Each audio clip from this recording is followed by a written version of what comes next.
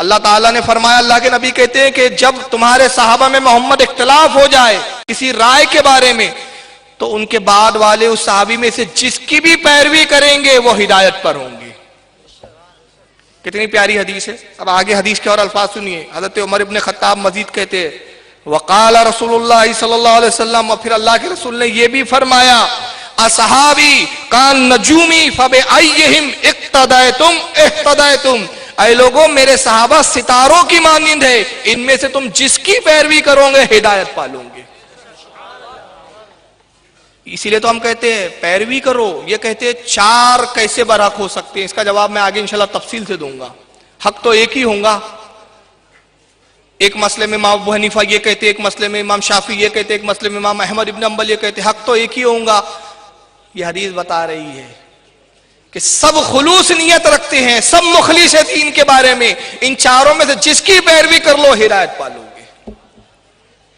یہ مشکات کی حدیث میں نے آپ کے سامنے بھی تلاوت کی، اسی حدیث کو کہ میرے صحابہ ستاروں کی مانند ہے، اصحابی کان نجوم فبأیہم اقتدیتم اہتدیتم، اسی حدیث کو امام بہقی رحمت اللہ تعالی علیہ نے سنن کبریٰ کے اندر حدیث نمبر 152 جلد نمبر 1 صفحہ نمبر 162 کے تحت نقل کیا۔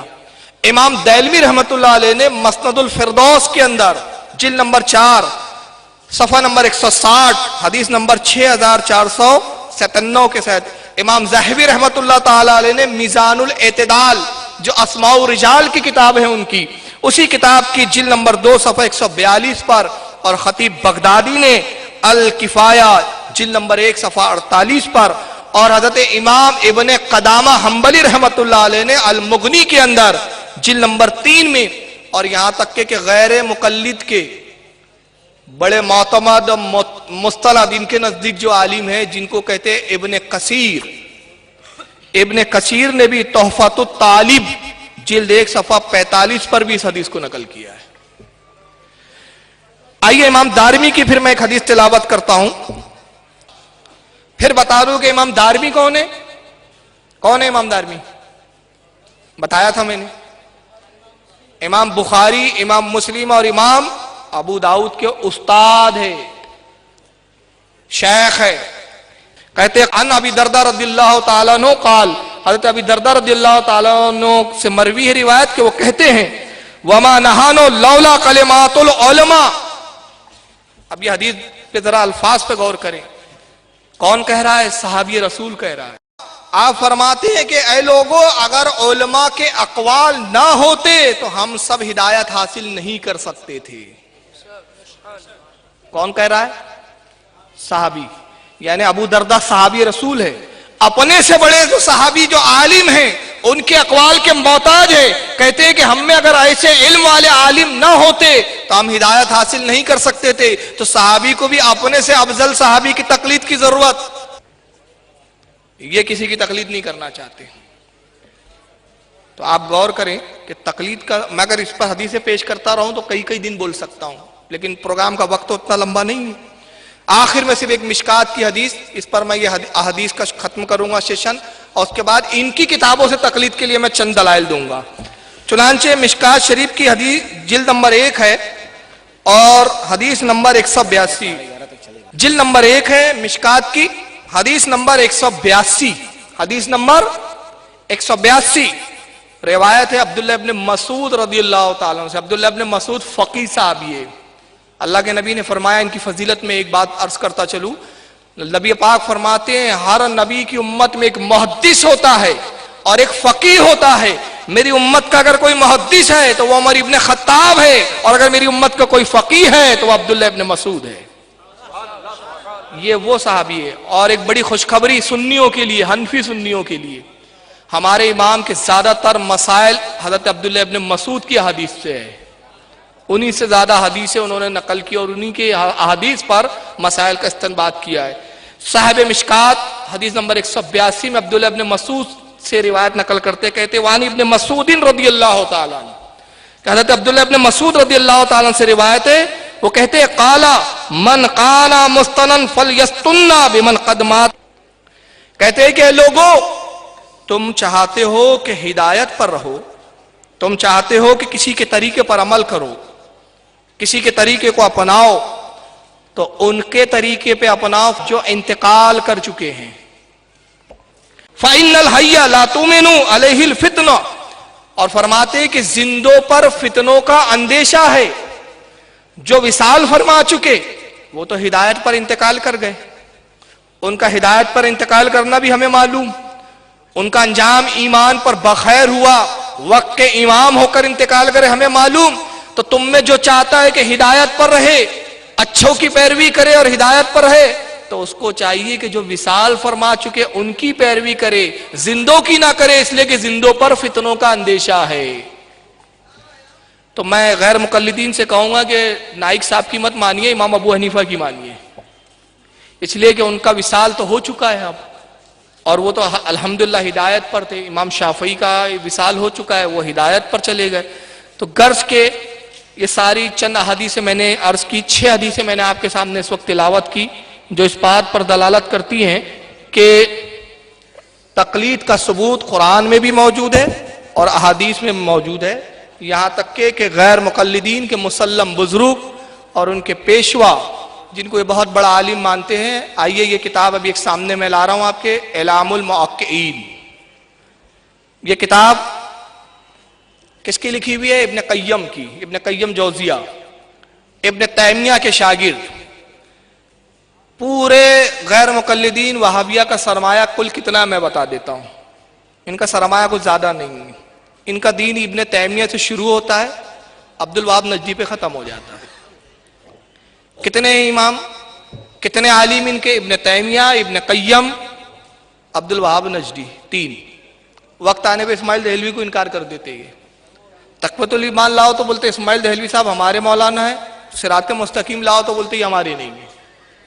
مطلب وہ 50-50 میں ابھی، مگر 3 ان کے مسلم بزرگ ہیں.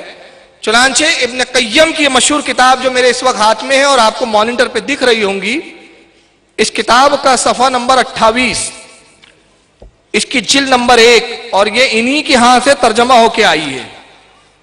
صفحہ نمبر 28 پر انہوں نے کیا لکھا ذرا دیکھیے، انڈر لائن کیا ہوا ہے. میں نے آیت کریمہ تلاوت کی تھی، یا ایھا الذین آمنوا اطیعوا اللہ واطیعوا الرسول واولی الامر منکم، اے ایمان والو اطاعت کرو اللہ کی، اطاعت کرو رسول کی اور ان کی جو تم میں حکم والے. اسی آیت کی تفسیر میں کیا لکھتے سنیے، کہتے ہیں محدثین کی جماعت کے سوا دوسری جماعت فقہا کی تھی جن کے اقوال پر عام مسلمان عامل تھے، جنہیں احکام کے نکالنے کا خاص ملکہ تھا، جنہوں نے حلال و حرام کے قواعد اور ضوابط بنائے تھے جو زمین پر اس طرح چمکتے تھے جیسے آسمان پر ستارے. انہی کی وجہ سے اندھیروں میں بھٹکتے ہوئے لوگ راہ پا لیتے ہیں. عوام جس قدر کھانے پینے کے محتاج ہے، اس سے بہت زیادہ ان بزرگوں کے وہ محتاج ہیں. اور اس کے بعد پھر آگے انہوں نے لکھا، 2 روایتوں میں سے ایک روایت میں حضرت عبداللہ ابن عباس رضی اللہ تعالیٰ سے اور حضرت جابر بن عبداللہ رضی اللہ تعالیٰ عنہ سے اور حضرت حسن بصری، ابو العالیہ، عطا ابن ابی رباح، صحاق و مجاہد سے بھی ایک روایت میں مروی ہے کہ صاحب امر سے مراد علماء اکرام ہے. اولی الامر سے مراد کون ہے؟ علماء اکرام. آئیے انہی کی اعلام الموقعین کا یہ صفحہ نمبر ابھی 30 ہے، اس میں علامہ ابن قیم کیا لکھتے ذرا سنیے. اعلام الموقعین جلد نمبر 1 صفحہ نمبر اس کا 30. اب یہ صفحہ نمبر 30 پہ انہوں نے ایک ہیڈنگ لگائی، صحابہ میں مفتی حضرات. ارے بھائی جب کسی کی تقلید ہی نہیں کرنا ہے تو یہ مفتی جو صحابہ میں ہے یہ فتویٰ دیں گے تو پھر مانے گا کون ان کی؟ تو فتویٰ دیتے تھے تو اس کا مطلب کچھ نہ کچھ لوگ ان کی تقلید کرتے رہے تبھی تو فتویٰ دیتے تھے یہ. اور پھر لکھا ہے انہوں نے، کیا لکھتے ہیں؟ صحابہ میں مفتی حضرات، پھر ان کے کچھ کے نام گنائے، کہتے ہیں جن کے فتاوے محفوظ ہے، ان کی تعداد 130 سے کچھ اوپر ہی اوپر ہے. ان میں بھی کثرت سے فتویٰ دینے والے 7 بزرگ ہیں: عمر ابن خطاب، علی ابن ابی طالب، عبداللہ بن مسعود، ام المومنین عائشہ، زید بن ثابت، عبداللہ بن عباس اور عبداللہ بن عمر. یعنی ابن قیم بھی کہہ رہے ہیں کہ صحابہ میں بھی بعض علماء وہ تھے جو مفتی تھے، فتویٰ دیتے تھے اور ان کے فتووں پر دوسرے صحابہ اکرام عمل کرتے تھے. اعلام الموقعین کا صفحہ نمبر یہ 38 ہے، اس کی بھی جلد نمبر 1 ہی ہے بھی. امام احمد ابن حنبل کے بارے میں وہ لکھتے ہیں، اہل سنت کے علی الاطلاق امام حضرت احمد بن حنبل تھے. پھر ان کے آگے چند سطروں کے بعد لکھا آپ کے کلام اور آپ کے فتاوے 30 کتابوں سے بھی زیادہ لکھے گئے۔ اب جب یہ فتویٰ ماننا ہی نہیں تو پھر یہ لکھ کر مطلب کیا تھا؟ تو اس سے سمجھ میں آ رہا ہے کہ اگر یہ کتابیں لکھی گئی تو اس کا مطلب تقلید کا ثبوت تھا۔ پھر آگے لکھتے ہیں الحمدللہ اللہ سبحانہ و تعالیٰ کے فضل سے سوائے بہت ہی کم کے باقی سب ہمیں مل گیا۔ خلال نے جامع کبیر میں اس کی نصوص جمع کی ہے جو 20 جلدوں میں ہے، بلکہ اس سے بھی زیادہ۔ آپ کے مسائل، آپ کے فتاوے برابر سینہ بسینہ مروی ہوتے رہے، ہر زمانے میں ان کا چرچا رہا، چھوٹے بڑوں سے پچھلے اگلوں سے انہیں لیتے رہے۔ پس اہل سنت کے مختلف طبقوں کے آپ امام ہیں، یہاں تک کہ ان کے مذہب کے مخالف ان کے سوا اور کی تقلید کرنے والے بھی ان کے کلام اور ان کے فتووں کی عزت و عظمت کرتے ہیں، ان کی حقانیت کے متعارف ہے اور انہیں صحابہ کے فتووں کے قریب پاتے ہیں۔ یہ 3 میں نے یہاں اعلام الموقعین سے حوالے دیے۔ اب آگے ایک آخری بہترین حوالہ سن لیجئے اسی کا، یہی کتاب ہے، اس کی جلد نمبر 1 صفحہ نمبر 41 پر امام احمد ابن حنبل کا قول ابن قیم صاحب نقل کرتے ہیں، کہتے ہیں کہ یعنی چنانچہ آپ سے مراد یہاں امام احمد ابن حنبل ہے رضی اللہ تعالیٰ، کہتے ہیں چنانچہ آپ نے اپنے بعض شاگردوں سے فرمایا بھی کہ جس مسئلے میں تیرا کوئی امام نہ ہو خبردار اسے زبان سے نہ نکالنا۔ امام احمد ابن حنبل وقت کا امام اپنے شاگردوں سے کیا کہہ رہا ہے؟ جس مسئلے میں تیرے ساتھ کوئی امام نہ ہو، کسی امام کا قول نہ ہو، خبردار اس کو زبان سے بھی نہ نکالنا۔ مگر یہ جمعہ 8 دن کے مولوی 8 دن میں مجتہد بن جاتے ہیں، ان کے مدرسے میں 1 مہینے کے اندر ان کو مجتہد بنا دیا جاتا ہے، اور یہ بیٹھ جاتے امام ابو حنیفہ کا یہ قول صحیح نہیں ہے، امام شافعی سے یہاں غلطی ہو گئی ہے۔ یہ جمعہ 8 دن کے مفتی جو ہے یہ بتاتے ہیں، اب انداز لگائیے۔ یہ ایک کتاب سعودیہ سے چھپی ہے جس کا نام ہے لمعۃ الاعتقاد، امام موفق الدین ابن قدامہ۔ اس کتاب کے صفحہ نمبر 26 پر امام اوزاعی رضی اللہ تعالیٰ عنہ کا ایک قول نقل کیا، یہ سعودیہ سے چھپی ہے کتاب۔ کہتے ہیں اللہ ان سے راضی ہو، فرماتے ہیں کہ آثار سلف کی پیروی کرو اگرچہ لوگ تمہیں چھوڑ دیں، اور لوگوں کی ذاتی آراء سے بچو اگرچہ لوگ اسے مزین کر کے کیوں نہ پیش کریں۔ کیا کہا جا رہا ہے؟ آثار سلف یعنی پہلے کے علماء کی پیروی کرو اگرچہ لوگ تمہیں چھوڑ دیں، تمہیں برا بھلا کہیں، تمہیں لان تان کرے، مگر تم پہلوں کی پیروی کو مت چھوڑو اپنے ہاتھ سے، اور لوگوں کی ذاتی آراء سے بچو۔ مطلب آج کے یہ جو چھٹپئیے غیر مقلد آ گئے جو اپنے آپ کو مجتہد سمجھتے ہیں، ان کی رائے سے بچو اگرچہ یہ چمکا کر مزین کر کے تمہارے سامنے اس کو پیش کرے۔ اسی کتاب کے اندر آگے انہوں نے صفحہ نمبر 82 کے اوپر لکھا ہے، کہتے ہیں البتہ فروعی مسائل میں کسی امام کی طرف نسبت کرنا، مثلا چاروں فقہی مذاہب میں کسی کی طرف منسوب ہونا، تو یہ مذموم نہیں، کیونکہ فروعی مسائل میں اختلاف رحمت ہے۔